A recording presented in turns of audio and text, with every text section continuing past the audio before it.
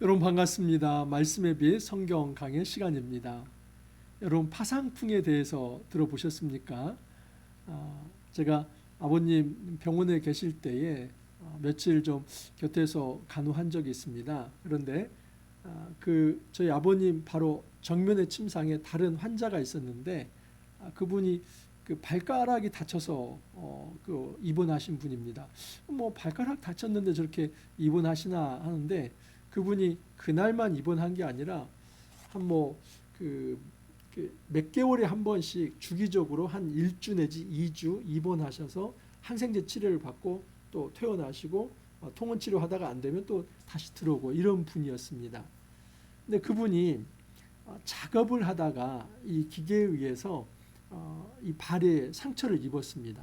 근데 아마도 이게 이제 파상풍이었던 것 같습니다. 그래서 초기에 제대로 그것을 치료하지 못하고 대충 그냥 좀 그렇게 방치해놨다가 나중에 병원을 가게 됐는데 이제 다리가 퉁퉁 붓고 또 마비 증상도 오고 그래서 처음에는 다리를 절단해야 할 정도로 위험한 순간이었는데 이제 그 지경은 넘어갔지만은 이게 완전히 치료가 되지 않아서 그게 그냥 아물지가 않는 겁니다. 그래서 항생제 치료를 정기적으로 하게 되는 것을 보았습니다. 그래서 파상풍이 참 무서운 거구나 하는 것을 그때 좀 알게 되었습니다. 여러분, 우리가 예를 들어서 녹슨 못이나 어떤 녹슨 철에 상처를 입으면 어떻게 합니까? 그때는 바로 이 심장보다도 아래로 해가지고 피를 짜내야 합니다. 즉시. 그래서 그 세균이 위로 올라가지 못하도록 여기를 막고 이렇게 짜내야만 합니다.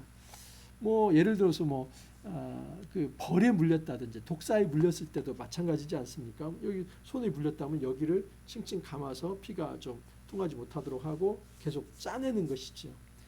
여러분 이 독성을 제대로 조치하지 않고 방치를 하면 그 독성이 작은 독성이지만 온 몸에 신경 이상을 생기게 하고 호흡곤란이 있게 하고 또 근육을 마비시키면서 심지어 사망에 이르게 할 수도 있습니다. 그렇기 때문에 우리는 작은 독성을 방치해서는 안 되고 그것을 반드시 조치를 해서 다른 어떤 기관이 영향받지 않도록 해야만 합니다. 여러분 교회 공동체는 하나의 유기체입니다. 교회 공동체는 생명체입니다. 마치 우리 눈과 손과 발이 연결되어 있는 유기체이듯이 교회 공동체도 성도들이 모여 있으면 그 성도들은 떨어져 있는 외로운 섬들이 아니라 다 신경으로 연결된 하나의 유기체입니다. 생명체입니다. 그래서 어떤 한 사람에게 문제가 생기면 여기서 끝나지 않고 그 영향이 다른 공동체 구성원에게 미칠 수 있다는 겁니다. 특별히 죄의 영향이 그렇습니다. 이 죄의 독성이 어떤 한 개인에게 있습니다.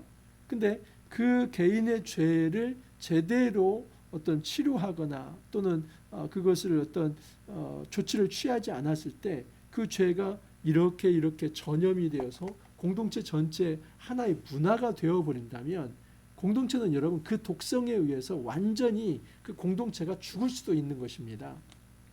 그러므로 공동체 안에서 한 개인의 죄의 문제를 우리는 그 한 개인의 문제로 치부하고 끝낼 것이 아니라 공동체 전체의 문제로 생각하면서 아주 심각하게 그 문제를 처리해 나가야만 합니다. 자, 오늘 말씀 여호수아 7장 1절에서 15절 말씀인데 이 아간이라고 하는 사람이 나옵니다. 이 아간은 여러분 유다 지파입니다. 이스라엘에서 12지파가 있지만 이 유다 지파에서 나중에 다윗도 나오지 않습니까? 다윗 왕국이라고 하는 게 이 유다 지파에서 나오기 때문에 유다 지파는 아주 명문 가문이라고 볼 수 있죠. 그 명문 가문의 아주 유력자입니다. 이 아간이라고 하는 사람이 여리고성 전투를 하면서 하나님께 바쳐진 이 봉헌물, 소위 어제 말씀을 드렸던 그 헤렘을 훔쳐갑니다. 그것을 자기의 장막에 숨겨 놓습니다. 근데 하나님은 이것 때문에 이스라엘을 징계하십니다. 참 이상하죠.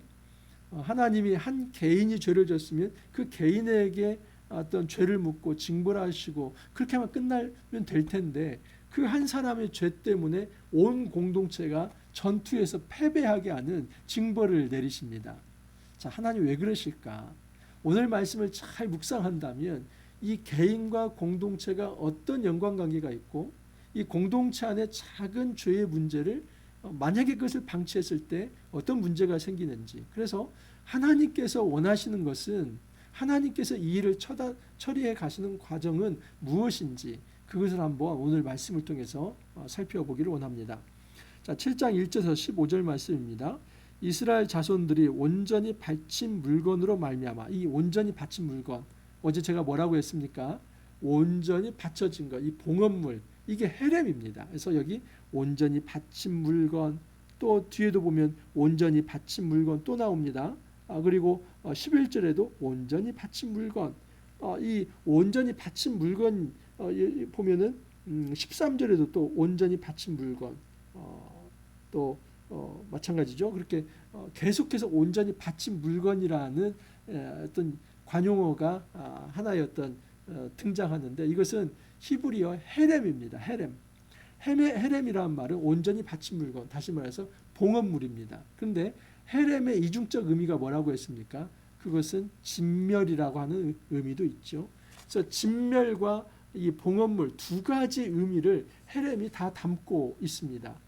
하나님께서 가나안에서 일으키는 이 거룩한 전쟁은 헤렘 전쟁입니다. 그래서 그 아이가 되었든 여인이 되었든 남녀노소를 물론하고 이 가나안 백성을 하나님께서 이제 진멸의 대상으로 놓고 헤렘 전쟁을 명하신 겁니다. 어제도 말씀을 드렸지만 이것은 무자비한 어떤 살육 전쟁이 아니라 하나님께서 거룩을 추구하는 이 거룩한 전쟁이다 하는 것을 말씀을 드렸습니다. 지금 어제 설명을 드렸기 때문에 오늘 이것을 다 자세히 설명드릴 수는 없습니다. 이 부분은 어제 말씀을 꼭 참조하시길 바랍니다.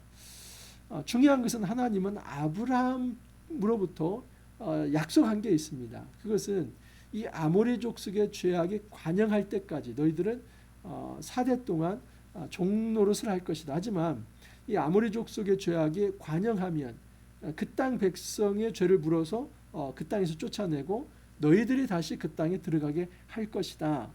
그래서 땅의 신학에서 하나님이 땅의 주인이며 그 땅은 거룩해야 하는데 거룩하지 못한 백성이 그 땅을 더럽힌다면 자격이 없어서 쫓겨난다는 사상, 이게 헤렘 세상입니다. 그래서 가나안 백성은 살육을 당한 것이 아니라 하나님의 어떤 공의의 심판을 받은 것입니다.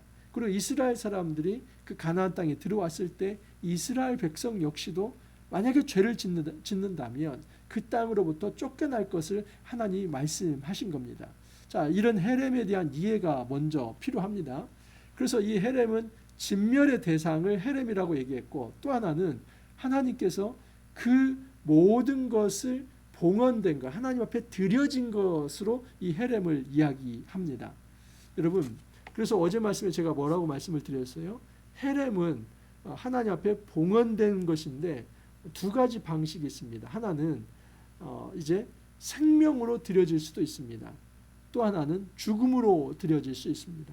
생명으로 드려진다는 것은 믿음을 가진 사람에게 하나님께서 구원을 베푸시는 거죠. 대표적인 예가 어제 라합 가문이었죠. 이 라합과 그들과 함께한 이들은 여호와 신앙을 가지고 하나님을 신뢰하고 믿었습니다. 그들은 이방인이었지만 이 헤렘 대상에서 이제 구원의 대상이 된 거죠. 그래서 생명으로 하나님 앞에 봉헌이 된 겁니다. 이스라엘 백성도 마찬가지입니다. 하나님 앞에 믿음이 있었기 때문에 그들은 거룩하게 하나님 앞에 드려진 이제 거룩한 백성이 된 것이죠. 하지만 이 하나님의 들어오심을 막고 저항하며 그 하나님을 받아들이지 않는 자는 그 죽음으로써 하나님 앞에 드려진 겁니다. 그래서 죽음으로 드려지는 자들에게는 이 헤렘이 진멸이죠. 그래서 여러분, 사람이든 생축이든 하나님을 거부한 모든 생명은 하나님께서 징계하시고 처벌하십니다. 그런데 이 사람이 아닌 사물, 물질은 어떻게 합니까? 그 물질들은 하나님 앞에 봉헌된 것이기 때문에 이제 성전 곳간 또는 성막 곳간, 성막의 어떤 창고 안에 드리도록 했습니다. 여러분, 이 봉헌물, 헤렘이라고 하는 선언이 됐으면 이 주권은 하나님께 있습니다. 그러므로 이것을 내가 만약에 불법 점유하거나 내가 가져와서 숨긴다면 무엇이나 마찬가지냐면 이것은 하나님의 것을 도둑질한 것이나 마찬가지입니다. 보십시오. 이스라엘 자손들이 온전히 바친 물건으로 말미암아 범죄하였으니 이는 유다 지파 세라의 증손 삽디의 손자 갈미의 아들 아간이 온전히 바친 물건을 가져갔습니다. 온전히 바친 물건은 누구 겁니까? 하나님 것이지요. 하나님 주권 아래에 있습니다. 그런데 유다 지파, 이스라엘 지파 중에서도 아주 유력한 지파인 유다 지파의 아간이 탐심으로 하나님의 헤렘에 손을 댄 겁니다. 아간이 아주 심각한 죄를 지었습니다. 하나님의 헤렘에 손을 대는 것은 여러분 그냥 대충 지날 수 있는 죄가 아닙니다. 그래서 하나님은 이 아간에 대해서 죄를 이제 그 죄에 대해서 이제 벌하셔야 하는데 한 가지 재밌는 대목이 있습니다. 그것은 아간을 벌하시기 전에 이스라엘이 실패하도록 놔두십니다. 여호수아가 여리고에서 사람을 베델 동쪽 베다인 곁에 있는 아이로 보내며 그들에게 말하여 이르되 올라가서 그 땅을 정탐하라. 이제 여리고성 전투를 마쳤습니다. 승리했습니다. 그리고 그 다음 전투가 아이성 전투인데 여리고에 비하면 그야말로 아이입니다. 이 아이는 히브리어인데 중의적으로 우리 한국말도 아이가 있지 않습니까? 그만큼 이 아이성은 작습니다. 그리고 굉장히 그 여리고성에 비하면 성을 그냥 취하기가 쉽습니다. 그래서 정탐을 하고 돌아온 사람들이 여호수아에게 이런 보고를 합니다. 백성을 다 올라가게 하지 말고 2-3천 명만 올라가서 아이를 치게 하소서. 다 올라갈 필요도 없습니다. 한 2-3천 명만 올라가게 하십시오. 그러면 충분히 이길 수 있습니다. 근데 이것만 문제가 되는 게 아니라 더 큰 문제는 이 아이성을 공략할까요 말까요? 한다면 어떤 방식을 취해야 할까요? 여기에 대해서 하나님께 여쭤보지 않았습니다. 그러니까 이 집단적으로 나사가 풀려버린 겁니다. 지금 아직 드러나지 않았습니다. 아간이라고 하는 사람이 죄를 지었다는 사실이 아직 드러나지 않은 상태에서 지금 그 누구도 모르는 거죠. 이게 드러나지 않았기 때문에 그런 상태에서 이스라엘 백성이 아이를 치려고 하는데 아이성을 치려고 하는데 이스라엘 전체 공동체도 나사가 풀렸습니다. 이것으로 한 가지 알 수 있는 건 뭐냐면 단순히 아간 한 사람 무너진 게 아니라 이스라엘 공동체 전체가 지금 이 집단 의식이 나사가 풀렸고 하나님께 여쭤보지도 않고 교만하게 우리가 가지고 있는 힘으로 이길 수 있다 이 판단을 한 겁니다.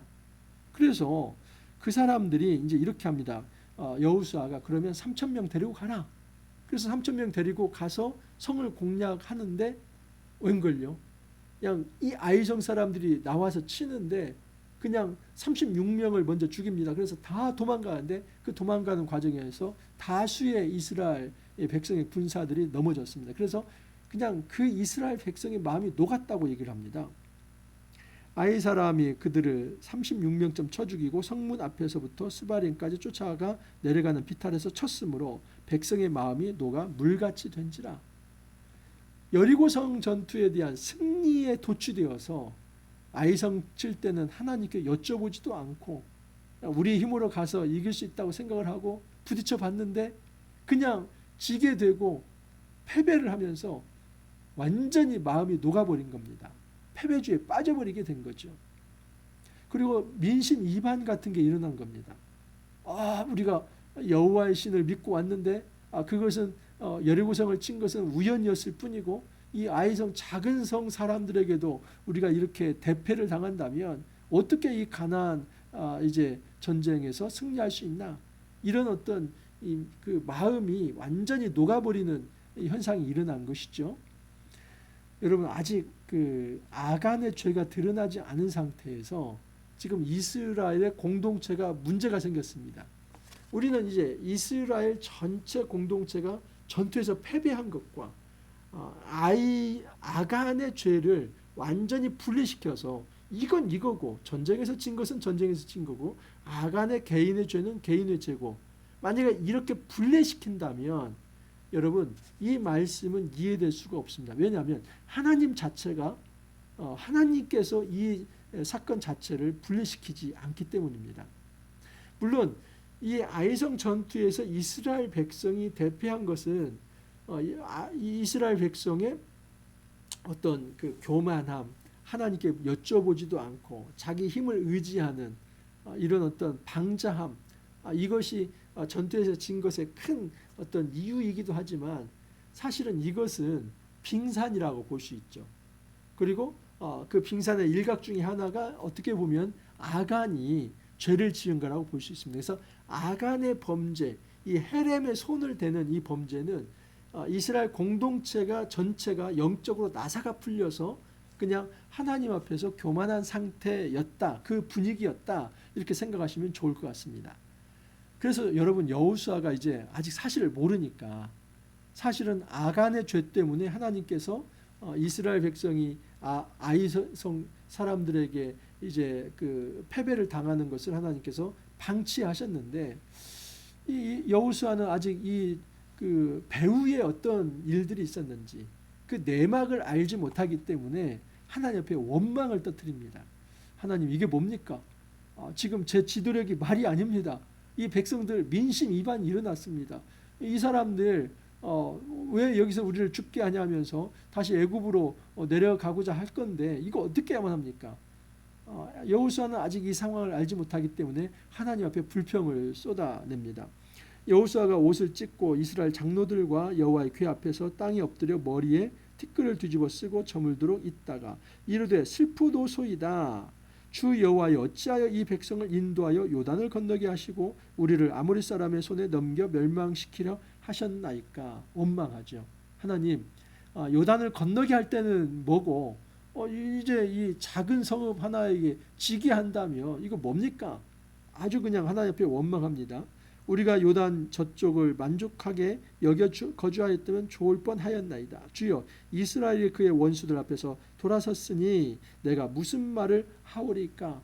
이제 이스라엘이 패배주에 빠졌고 낙담해서 더 이상 일어서지 못하는데 내가 이 사람들을 어떻게 이렇게 세울 수 있습니까? 거의 민심 위반 상태이고 나의 지도력은 지금 사라졌는데 어떻게 해야만 합니까? 가나안 사람과 이 땅의 모든 사람들이 듣고 우리를 둘러싸고 우리 이름을 세상에서 끊으리니 주의 크신 이름을 위하여 어떻게 하시려 하나이까. 이 여호수아는 이 사건을 굉장히 작은 일로 보지 않았습니다. 아이성에게 친 이 이스라엘은 이제 누구든 그냥 와서 이길 수 있다. 이제 가나안은 어떤 가나안이라고 하는 하나의 나라가 아니라 가나안 7족이 있습니다. 그래서 여러 민족의 소왕국들을 세워놓고 있습니다. 그 좁은 땅덩이에서 얼마나 이제 치고받고 싸우는지 모릅니다. 그래서 다른 민족이 이제 이스라엘은 또 다른 민족도 계속 이제 정복을 해 나가야 하는데 그 과정에서 다른 민족이 이스라엘을 얕볼 수 있다는 것이죠. 자, 그때 하나님께서 대답을 하십니다. 여호와께서 여호수아에게 이르시되 일어나라 어찌하여 이렇게 엎드렸느냐 이스라엘이 범죄하여 내가 그들에게 명령한 나의 언약을 어겼으며 또한 그들이 온전히 바친 물건을 가져가고 도둑질을 하며 속이고 그것을 그들의 물건들 가운데 두었느니라. 하나님께서 이제 진단하십니다. 너 지금 무슨 영무인지 알지 못해서 나한테 그렇게 그 불평을 쏟아내고 있지? 내가 알려줄게. 그건 뭐냐면 너희 백성 중에 하나가 온전히 바쳐진 물건, 그 헤렘의 손을 댔다. 그래서 그 헤렘의 손을 댔기 때문에 이 백성이 이렇게 지금 망하게 된 거다. 한 사람의 개인의 죄가 이 공동체 전체를 위기에 빠뜨릴 수 있다는 교훈을 우리에게 줍니다. 우리는 한 개인과 공동체를 그냥 분리시켜서 생각할 수 있습니다. 하지만 그렇지 않습니다. 한 개인이 공동체 전체를 위기에 빠뜨릴 수도 있습니다. 그래서 그 한 개인이 어떤 죄를 지었다면 그 부분에 대해서 반드시 조치가 이루어져야만 합니다. 이것은 죄라는 것을 얘기할 수 있어야 하고 그 죄로부터 돌아설 수 있게 해야만 그 공동체에 그 죄의 독성이 퍼지지 않는 것입니다. 그러므로 이스라엘 자손들이 그들의 원수 앞에 능히 맞서지 못하고 그 앞에서 돌아섰나니 이는 그들도 온전히 바쳐 것이 됨이라. 이게 아주 중요한 사실인데요. 이 어떤 사람이 지금 이 하나님의 헤렘을 온전히 바쳐진 것을 도둑질해 갔습니다. 그러면 이것에 대한 책임이 이스라엘에게 있습니다. 그래서 너희들이 온전히 바쳐진 것이 된다. 그럼 어떻게 됩니까? 죽어야지요. 이 온전히 바쳐진 것이 헤렘이 봉헌물과 진멸이라고 하는 이중적 의미가 있다고 말씀드리지 않았습니까? 그래서 하나님 것을 착복하거나 하나님 것을 마음대로 탐심 때문에 도둑질을 한다면 그 한 사람으로 인해서 공동체 전체가 하나님 앞에 드려져 버린 겁니다. 죽음으로.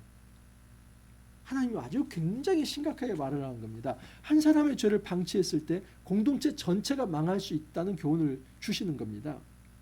너는 일어나서 백성을 거룩하게 하여 이르기를 너희는 내 일을 위하여 스스로 거룩하게 하라. 이스라엘의 하나님 여호와의 말씀에 이스라엘아 너희 가운데 온전히 바친 물건이 있나니 너희가 그 온전히 바친 물건을 너희 가운데서 제하기까지는 내 원수들 앞에 능히 맞서지 못하리라 하면서 하나님이 내일 아침 일찍이 백성들을 거룩하게 하라. 거룩하라슈라고 하는 말, 이것은 구별한다는 말이죠.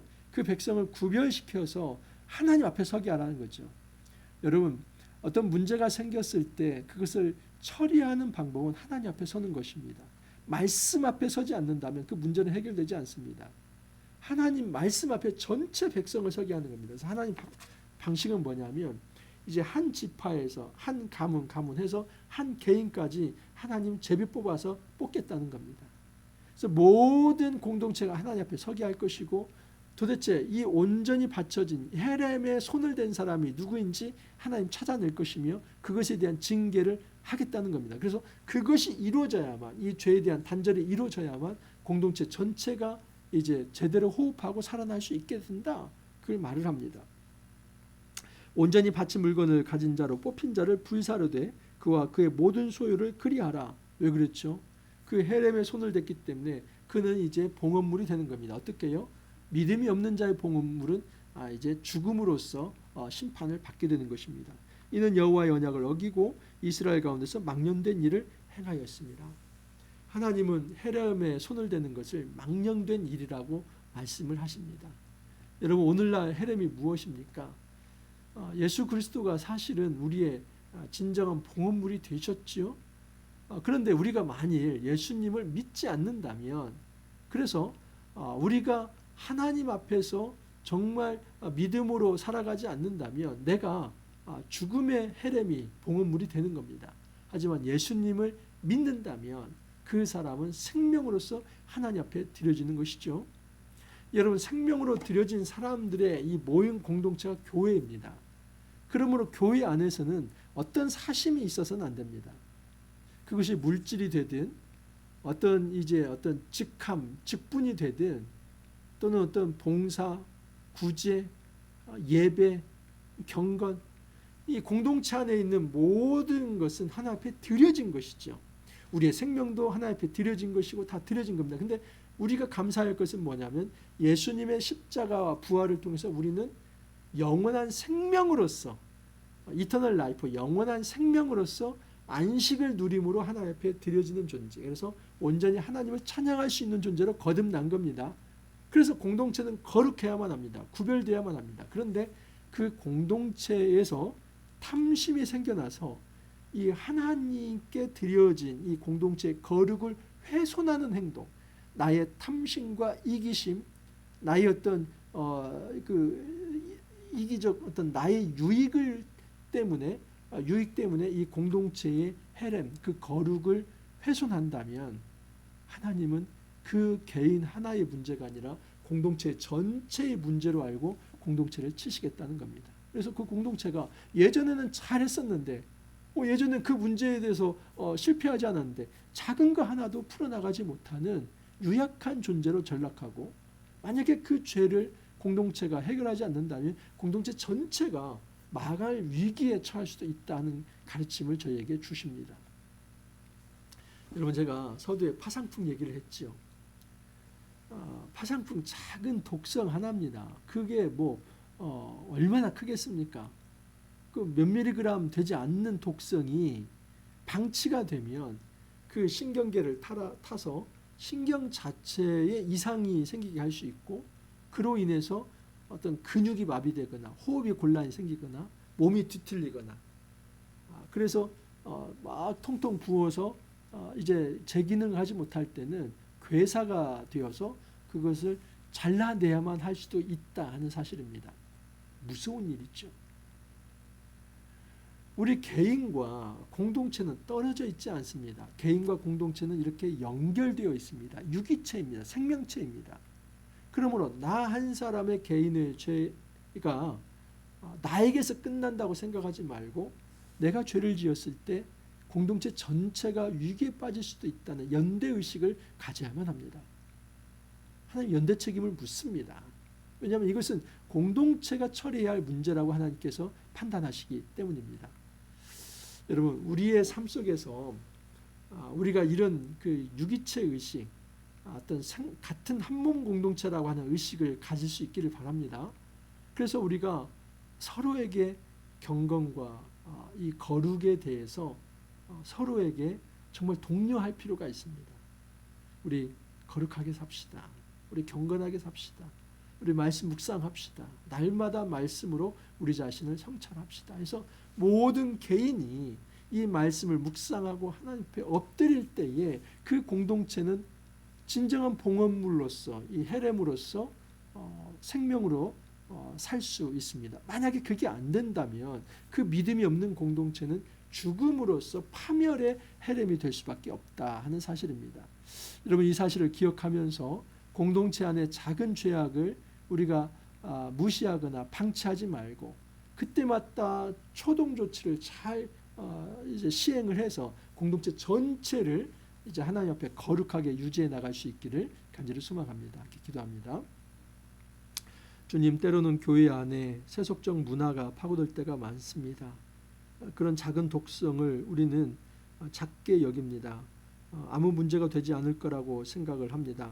하지만 저희들이 하나님의 은혜 가운데서 이 공동체 안에 작은 죄나 독성, 문제들을 가볍게 취급할 것이 아니라 정말 그때그때마다 제대로 잘 처리하여서 온 공동체가 그런 독성으로부터 감염되지 않게 보호할 수 있는 그런 자정 능력이 우리 공동체 안에 있도록 은혜 더하여 주옵소서. 날마다 하나님께서 지켜주옵소서. 영적으로 각성하게 해주시고 우리가 깨어있게 해주셔서 온 공동체가 하나의 유기체 생명체로서 건강하게 성장해 갈 수 있도록 주님 도와주옵소서. 감사하고 예수님 이름으로 기도하옵나이다. 아멘. 여러분, 우리는 하나입니다. 서로 떨어 있는 그런 각각의 섬이 아닙니다. 예수 그리스도를 머리로 모시고 그 어떤 신경이 다 연결된 하나의 공동체입니다. 그러므로 이런 책임의식이 있기를 바랍니다. 내 한 몸, 내 한 몸이 아니라 공동체와 연결되어 있는 지체이고 내가 죄로 타락한다면 그 죄의 독성이 다른 사람에게도 전달될 수 있다. 그래서 우리 자신부터가 우선은 자신을 좀 성찰하고 죄로부터 멀리하고 하나님 앞에 바로 서기를 바랍니다. 그리고 또 누군가에게 어떤 곳에서 죄가 이제 독버섯처럼 자라난다면 그것을 빨리 이제 회개케 하고 또 처리할 수 있는 그런 영적 자정 능력이 우리 안에 있기를 바랍니다. 여러분, 오늘도 또 화이팅 하시고 내일 찾아뵙도록 하겠습니다. 감사합니다.